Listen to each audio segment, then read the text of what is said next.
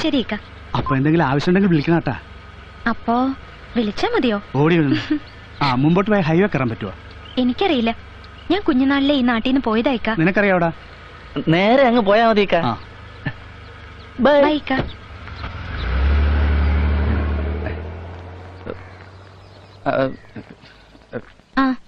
അണ്ണൻ വീട്ടിൽ കയറുന്നോ? അയ്യോ ഞാനില്ല.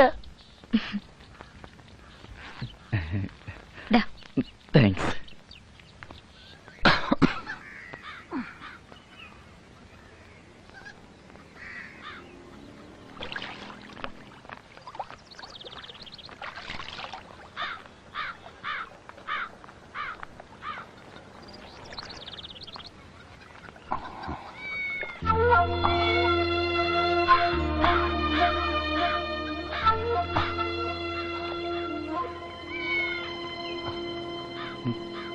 അച്ഛനെന്നെ മനസ്സിലായില്ലേ?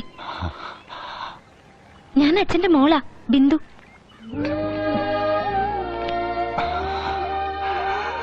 മോളുടെ കാര്യം അച്ഛനിപ്പോ ഓർത്തേ ഉള്ളൂ.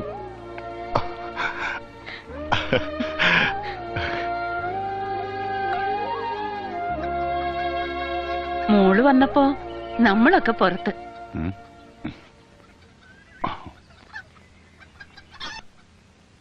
കൊച്ചാട്ടിന് എരിവ് കൂടുതലാ ഇഷ്ടം. മോക്ക് പിടിക്കോ ആവോ? എനിക്കും അതാ ഇഷ്ടം ചേച്ചി. അമ്മയുണ്ടാക്കിയ ശീല. ഇനി മോൾ അച്ഛന്റെ ഈ കുടികൂടി നിർത്തിയെടുക്കണം. അയ്യോ, നമ്മുടെ ആള് വരാറായി. പോട്ടെ മോളെ.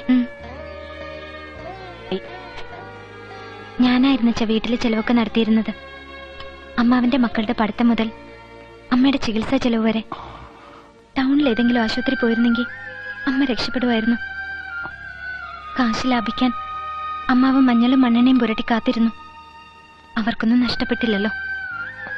എനിക്ക് എന്റെ അമ്മയെ പോയത്.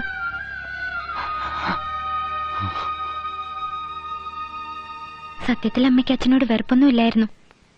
എന്റെ കുഞ്ഞുനാളിൽ അമ്മ പലവട്ടം അച്ഛനടുത്തേക്ക് വരാനൊരുങ്ങിയതാ. അമ്മാവ് സമ്മതിച്ചില്ല.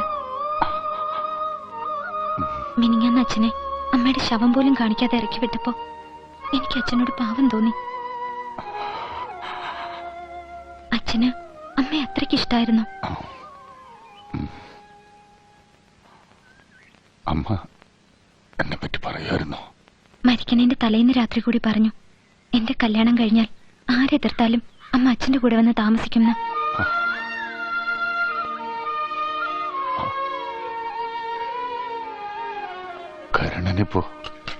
അത് പറയാതിരിക്കുന്നതാ ഭേദം. 3 മാസമായിട്ട് ജയിലില്ല. ഹരിപ്പാട്ടൊരു തുണിപ്പീടിക കുത്തി തുറന്ന് മൂട്ടിച്ചു. ഭാര്യയും കുട്ടികളും വീട്ടിലുണ്ട്. അവർക്ക് പോലും ചെലവിന് കൊടുക്കുന്നത് ഞാനാണച്ച. അവള് പോലും ഒന്ന് അമ്മയെ ആശുപത്രി കൊണ്ടുപോകാൻ നോക്കിയില്ല. അതും പറഞ്ഞുണ്ടായ വഴക്കം കഴിഞ്ഞ് ഞാൻ ബാഗ് കൊടുത്ത് ഇറങ്ങിയതാ. ഇനി ഞാൻ അച്ഛനെ വിട്ട് എങ്ങോട്ടും ഇല്ല. പോരെ?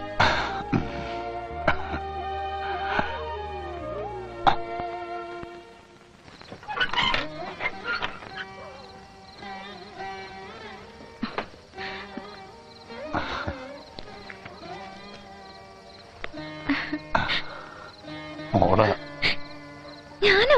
യോ സത്യം.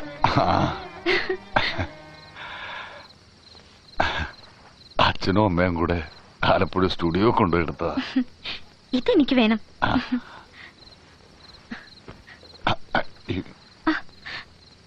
ഇത് ബൈബിൾ അല്ലേ?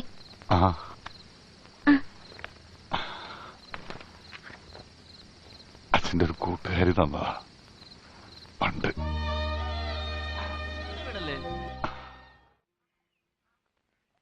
ബിന്ദു, ബിന്ദു ഇല്ലേ? ആരാ? ബിന്ദു അണ്ണാ, ഞാൻ വരുവാ. എന്റെ ബിന്ദു ഒന്ന് വേഗം വാ, നേരം 10 മണിയായി. അച്ഛാ, ഞാൻ എറണാകുളം വരെ പോയിട്ട് വരാം. ചിലപ്പോ നാളെ വരത്തുള്ളൂ.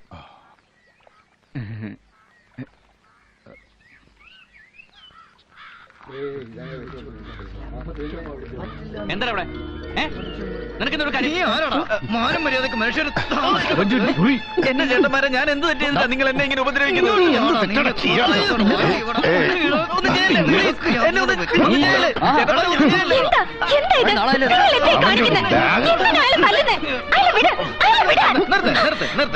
പിന്നെ പിള്ള സാറേ, പറയാതിരിക്കാൻ പറ്റാത്തോണ്ട് പറയുവാ. നിങ്ങൾ എങ്ങനെ കള്ളം കുടിച്ച് നടന്നാ പോരാ. മോൾ ഇവിടെ നടത്തുന്ന ബിസിനസ് എന്താണെന്ന് അറിയാവോ? വണ്ടി വരുന്നു കൂട്ടിക്കൊണ്ട് പോകുന്നു. രാത്രി പകലൊന്നുമില്ലെന്ന് കൊണ്ടാക്കരും. കുറെ നാളായി തുടങ്ങിയിട്ട്. കുറച്ചുകൂടി കഴിയുമ്പോ ഇവിടെ വീട്ടിൽ തുടങ്ങുമല്ലോ ഇടപാട്. കൽക്കട്ടയിലും ബോംബെയിലും കണക്ക് ഇവിടെ നടക്കത്തില്ല. വേറെ എവിടെയെങ്കിലും പോയി കസ്റ്റമേഴ്സിന് വരാനും പോകാനുള്ള സൗകര്യം ഒരുക്കിക്കോ. എന്റെ പൊന്ന് പിള്ള സാറേ, ഈ നാട്ടിൽ ഇങ്ങനെ ഒരു ഏർപ്പാട് ഞങ്ങൾ സമ്മതിക്കത്തില്ല. ഞാൻ പൊയ്ക്കുള്ള സാറുമാരെ ഇവിടുന്ന്. എന്തായാലും നിങ്ങൾ പറഞ്ഞ എന്റെ ബിസിനസ് നിർത്താൻ ഞാൻ നോക്കിയ പോലും കഴിയില്ല. കടം കയറി മുടിഞ്ഞ് പട്ടിണിയിലായ ഒരു കുടുംബത്തിനെ കരകയറ്റാൻ കൈ കിട്ടിയതൊക്കെ വിറ്റ് തൊലച്ചു. അന്ന് വീട്ടുകാർക്ക് ഒടുവിൽ വിൽക്കാൻ ഞാൻ മാത്രം ശേഷിച്ചപ്പോ ആരും തടസ്സം പറഞ്ഞില്ല. മാനത്തിന്റെ വിലയറിയാത്ത കാലത്ത് തുടങ്ങിയതാ ചേട്ടന്മാരെ. ഒന്ന് ജീവിക്കാൻ അനുവദിക്ക്. നിന്റെ പ്രസംഗം കേൾക്കാൻ വന്നതല്ല, ഇന്നുകൊണ്ട് നിർത്തിക്കോണം ഇവിടുത്തെ ഇടപാട്. പോടാ. എന്റെ വീട്ടുമുറ്റത്ത് കയറി ഭരിക്കാൻ വന്നാലുണ്ടല്ലോ കാലിക്കിടക്കുന്ന ചെരുപ്പൂരി അടിച്ച് കാരണം പൊട്ടിക്ക് ഞാൻ. അച്ഛാ പോയിട്ട് വരാം. അന്ന വാ. വാടാ, വാ വാ. ഇനി ആരെങ്കിലും വരട്ടെ കൊണ്ട്.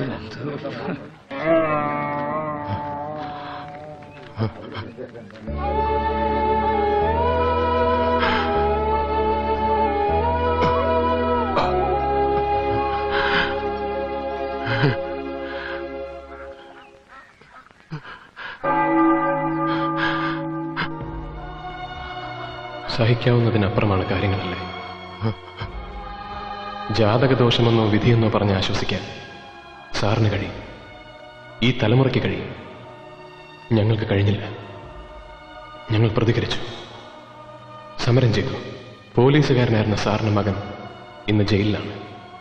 കുറ്റം മോഷണം. മകള്, ആ കുട്ടി ഇപ്പൊ ഇവിടെ നിന്ന് ഇറങ്ങിപ്പോയത് സ്വന്തം ഇഷ്ടപ്രകാരമാണെന്ന് സാറിന് തോന്നുന്നുണ്ടോ?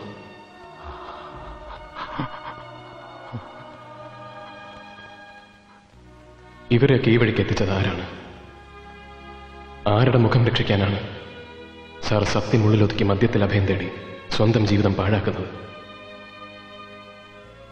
സാറിന് നഷ്ടപ്പെട്ടതൊക്കെ തിരിച്ചു തരാൻ ഇവർക്ക് കഴിയും. നടന്ന സത്യം വിളിച്ചു പറയണം സാർ. ചരിത്രം ചരിത്രമായി ഈ നാടറിയട്ടെ.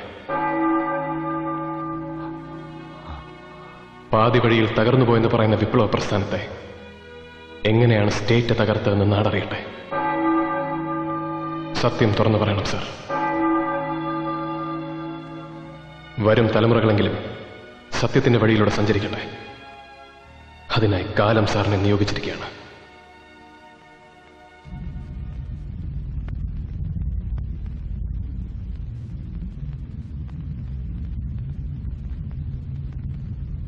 നാരകത്തറ പുത്തൻ വീട്ടിൽ സോമശേഖരൻ പിള്ള മകൻ രവീന്ദ്രൻ പിള്ള. നാരകത്തറ പുത്തൻ വീട്ടിൽ സോമശേഖരൻ പിള്ള മകൻ രവീന്ദ്രൻ പിള്ള.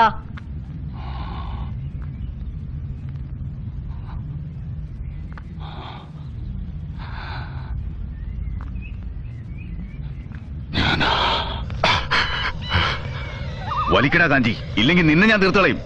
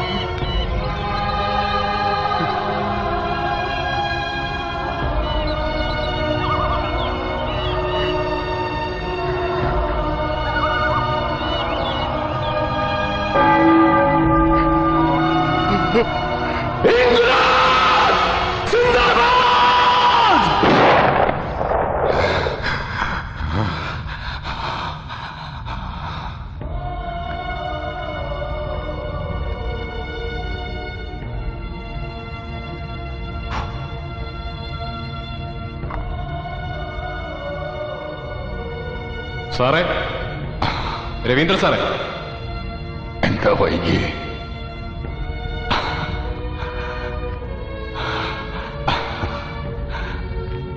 ഇറങ്ങാം. ഞാൻ റെഡി. വേണ്ട, നല്ല ലാവളിച്ചുണ്ട്.